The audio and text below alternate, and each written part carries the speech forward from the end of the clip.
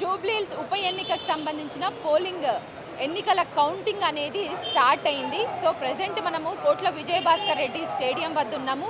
10 రౌండ్లలో ఈ ఎన్నికల కౌంటింగ్ అనేది జరగనుంది. మొదట పోల్ అయినటువంటి 105 పోస్టల్ బ్యాలెట్లకు సంబంధించిన ఓట్ల లెక్కింపు అయితే జరుగుతుంది. సో ఆ తర్వాత ఓవరాల్గా 2-3 గంటల్లోనే ఫలితాలు తెలిసేటువంటి అవకాశాలు అయితే లేకపోలేదు. జూబ్లీహిల్స్ నియోజకవర్గం మొత్తంలో కూడా 4,13,65 ఓట్లు ఉండగా అందులో నవంబర్ 11న జరిగినటువంటి పోలింగ్లో 48.49% మాత్రమే పోలింగ్ పర్సంటేజ్ అనేది నమోదైంది. అంటే పోలైన ఓట్లు కనుక చూసుకుంటే మనము 1,94,621 ఓట్లు మాత్రం ఉన్నాయి.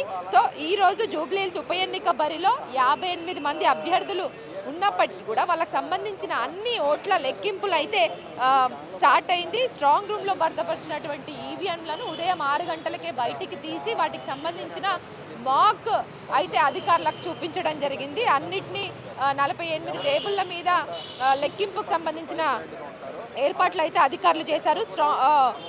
ఈ స్ట్రాంగ్ రూమ్స్ దగ్గర కూడా ఈ 2 రోజుల పాటు 3 అంచెల భద్రత ఏర్పాట్లను అయితే చేశారు అధికారులు. 2023లో అసెంబ్లీ ఎన్నికల్లో చూసుకుంటే జూబ్లీహిల్స్లో 47.58% పోలింగ్ నమోదవగా ఇప్పుడు ఈ ఉప ఎన్నికకు సంబంధించి దాదాపు 1% మాత్రమే పోలింగ్ పర్సంటేజ్ అనేది నమోదైంది. సో అంచనాలు తారుమారు చేశారు ఇక్కడ ఉన్నటువంటి ఓటర్లు. ఒకంత షాక్కి గురి చేశారనేది చెప్పాలి. ఎందుకంటే హోరాహోరిన ప్రచారాలు జరిగాయి. ఇటు ప్రధానమైన పార్టీలే కాకుండా ఇండిపెండెంట్ అభ్యర్థులు కూడా ఇక్కడ చాలా వరకు వాళ్ళ ప్రచారాలని వినూత్న రీతిలో నిర్వహించారు. సో గెలుపోటమి మీద మాత్రం కాంగ్రెస్, బీఆర్ఎస్ పార్టీలు మాత్రమే ధీమా వ్యక్తం చేస్తున్నాయి. ఎందుకంటే ఇదివరకు అంటే ఎలక్షన్స్కి ముందు జరిగినటువంటి సర్వేలోనైతే కంప్లీట్గా బీఆర్ఎస్ సైడ్ సర్వేలన్నీ మొగ్గు చూపినప్పటికీ ఏవైతే ఎలక్షన్స్ తర్వాత జరిగినటువంటి సర్వేలో మాత్రం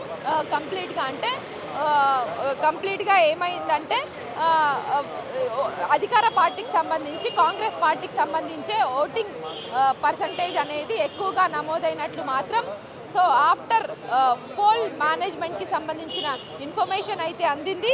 సో ఓవరాల్గా చూసుకుంటే జూబ్లీహిల్స్ ఉప ఎన్నిక మీద సర్వత్రా ఆసక్తి రేపుతుంది.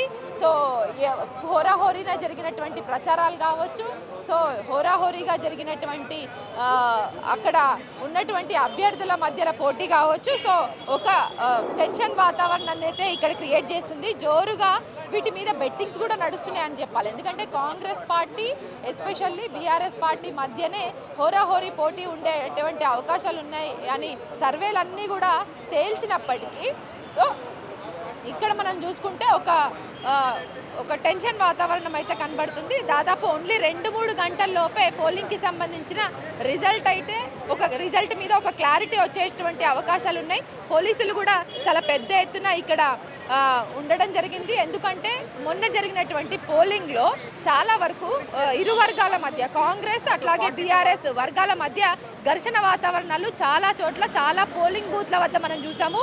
ఈ రోజు కూడా కౌంటింగ్ విషయంలో ఏమన్నా అటు ఇటుగా తేడాలు వస్తే మళ్ళీ ఏదన్నా ఘర్షణ వాతావరణం చోటు చేసుకుంటుంది అని ముందస్తు చర్యల్లో భాగంగా పోలీసులు పటిష్టమైనటువంటి భద్రతను ఏర్పాటు చేశారు. సీసీ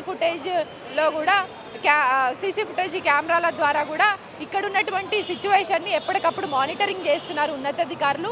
ఈసీ ఎన్నికల కమిషన్ ఆధ్వర్యంలో జరుగుతున్నటువంటి ఈ పోలింగ్ సంబంధించిన కౌంటింగ్ అయితే ఒకంత ఉత్కంఠ వాతావరణాన్ని క్రియేట్ చేసింది. ఉదయం 8 గంటలకు స్టార్ట్ అయినటువంటి ఈ పోలింగ్ ప్రక్రియ ప్రశాంతంగానే జరుగుతుంది. సో మొదట పోలైనటువంటి బ్యాలెట్ ఓట్ల లెక్కింపు అయితే కంటిన్యూ అవుతుంది. చూడాలి, 1 గంట 2-3 గంటల్లోపే ఫలితాల మీద ఒక క్లారిటీ వచ్చేటువంటి అవకాశాలు ఉన్నాయనేసి ఇక్కడ ఉన్నటువంటి ఎన్నికల నిర్వహణ అధికారులు అయితే చెప్తున్నారు. చూడాలి మరి ఎట్లా ఉంటుంది ఓటింగ్ అనేది, లెక్కింపు అనేది గంటకి ఎలాంటి రిజల్ట్స్ ఇస్తుంది అనేది నేను మీకు చెప్పేటువంటి ప్రయత్నం చేశాను. ఇప్పటి వరకు ఉన్నటువంటి సో ఎన్నికల కౌంటింగ్కి సంబంధించిన లేటెస్ట్ ఇన్ఫర్మేషన్. కెమెరా పర్సన్ వీరాతో హరిత, తెలంగాణ ఫోకస్.